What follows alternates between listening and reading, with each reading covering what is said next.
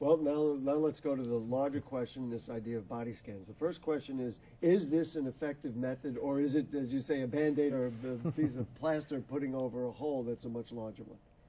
Well, the body scanners are great machines to begin with. Technologically, development, they can achieve a lot. Such as? Something that a metal detector or the other kinds of scans that we use now don't do. They are, we're talking about the full body scanning machine, right? Right. They have the ability to see things which are minute, which body scanners and handheld scanners cannot detect, and we can visually see them. So, and that goes to the next step. The operator has to have a lot of information and training, specifically how to detect. Mm-hmm. So that's going to be only as an assistant tool, not necessarily the main tool that stops, or depending on this tool only.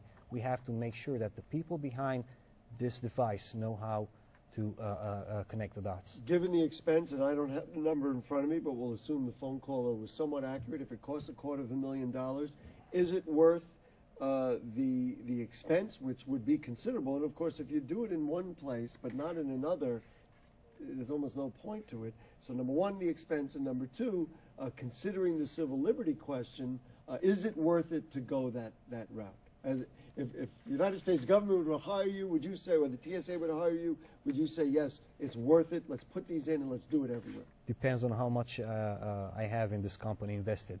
But to be honest, I think that every tool is just a tool, and we have to address the issue of being more proactive with what we want to achieve, not what the machine will achieve. And the problem is that we're looking at technology more than training, and this is the balance that we're missing out big time here in the United States. In Israel, we don't have $250,000 to put like on 60, 80, 100 machines. So the budget is very limited. So we have to compromise with training. And training for? For questioning, profiling, which is a very bad context word here in the United States, because it has to do with racial profiling. But we don't do racial profiling, we do security profiling, which is behavioral profiling. We're looking for the dots that are awkward, not the nationality of the person. And that's something that we need to change here also in the thinking of the decision makers. I'm just practically, without asking a question, it just opens up so many issues, whether, number one, if you're a person who doesn't like the idea of them looking through everything, through your clothes, in essence, like an X-ray machine of some sort.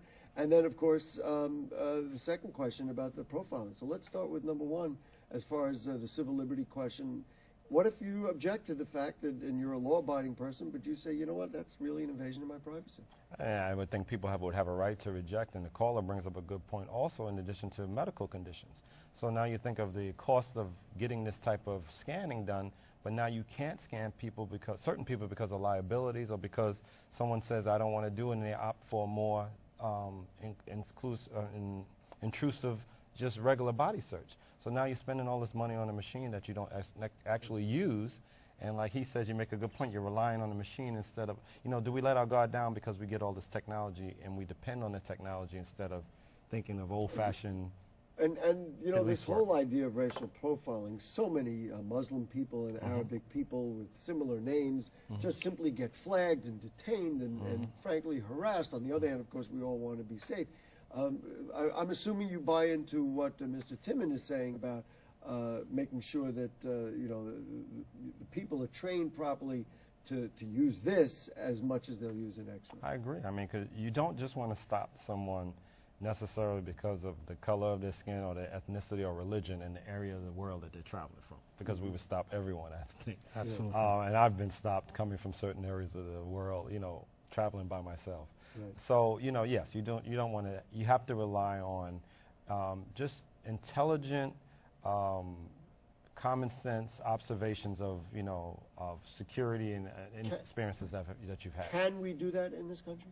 Of course we can. Of course we can. I mean, it comes to a larger question, political pressure and, just,